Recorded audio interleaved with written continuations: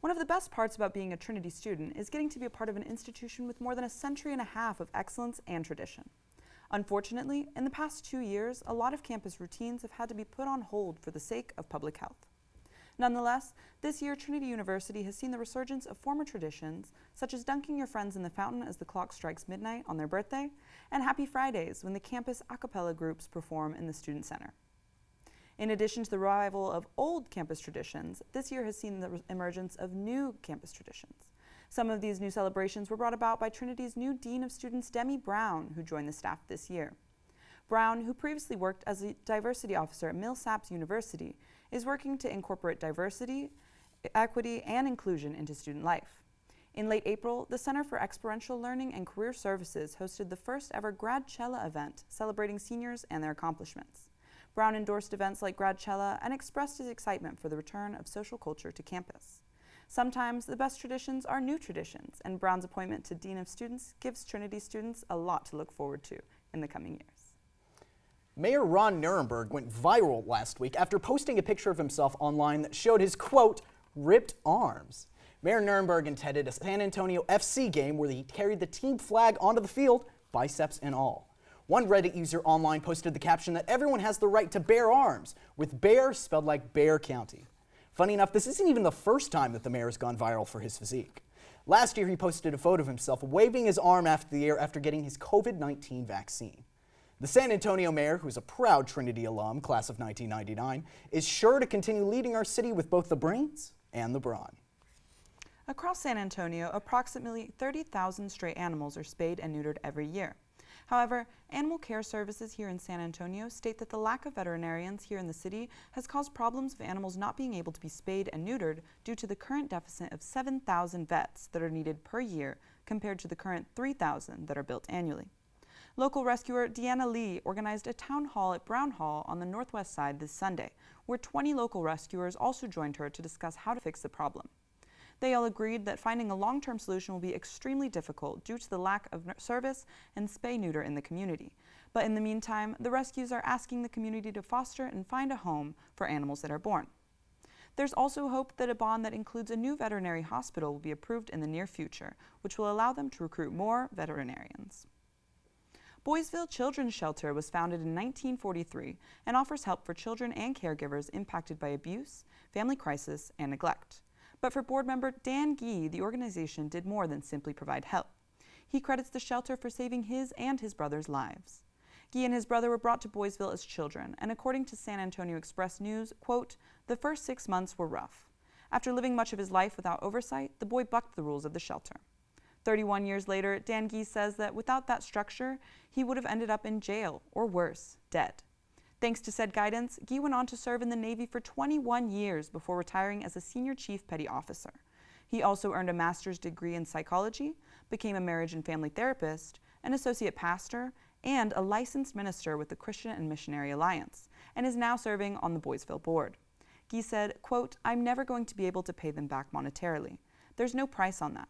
I can pay them back with my time and effort and the ability to be a part of the cycle-breaking institution for other kids. To learn more about Boysville and how you can contribute, you can visit boysvilletexas.org. This past week, the 2022 NFL Draft finished up, and several San Antonio football players are going to get a shot in the big leagues. A swath from players from colleges in San Antonio have signed into undrafted free agency deals with pro teams, and 3 San Antonio natives were selected in the early rounds of this year's drafts, all with serious potential to work their way up into starting lineups. First drafted 79th overall in the 3rd round, Steele High School graduate and Baylor University safety J.T. Woods was taken by the Los Angeles Chargers. At the 84th pick, the Pittsburgh Steelers selected defensive end and former Judson High School student DeMarvin Leal, who declared for the draft after his junior year at Texas A&M University. Finally, in the 4th round, the San Francisco 49ers drafted Spencer Buford to fill a much-needed gap in their offensive line. Buford graduated from Wagner High School and will be graduating from the University of Texas and San Antonio this spring. The 3 draft picks, along with the group of free agency signings from the San Antonio area, will add even more excitement to the upcoming NFL season for local fans. Last week, the Trinitonian released its list of bests and worsts from this past school year. Drawbacks over the past year included persistent, unsightly construction and the delayed start of the semester due to the Omicron variant spike. It hasn't been all bad, though, and highlights included the return to in-person gatherings after years of only connecting through Zoom links, the continued service of Starbucks that helps students power through papers and late-night study grinds, and finally, the amazing dining services staff, who keeps us fed and puts smiles on our faces with their kindness. Ultimately, many students found it to be refreshing to be back in person on campus and enjoy a typical college experience this year.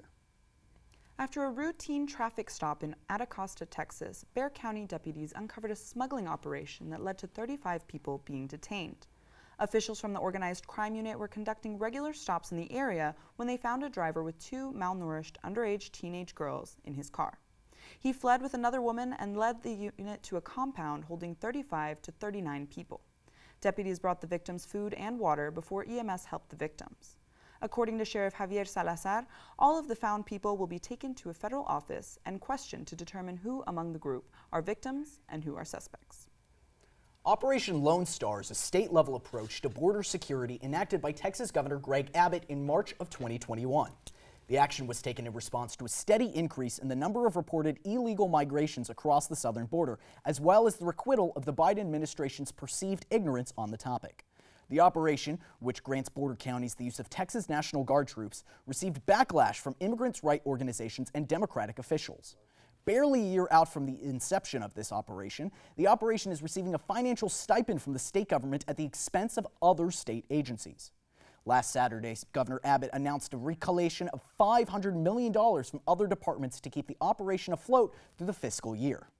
This money is coming from a swath of other government bodies, including $160 million from the Department of Public Safety and $210 million from Texas's Health and Human Services Commission. The redistribution of resources comes a week after the announced death of Texas National Guard soldier Bishop Evans, who drowned in the Rio Grande in a heroic effort to save a group of struggling migrants, as we reported last week. Evans' death, which many attribute to the lack of supplies given to the National Guard troops, likely galvanized Abbott to redistribute the $500 million, 463 of which will be given directly to the National Guard. When questioned on how the donor agencies will be able to retain on budget, Abbott circled questions back to his original announcement of support for Operation Lone Star. If you enjoyed that, make sure to take a look at our YouTube channel at Tiger TV and make sure to like and subscribe.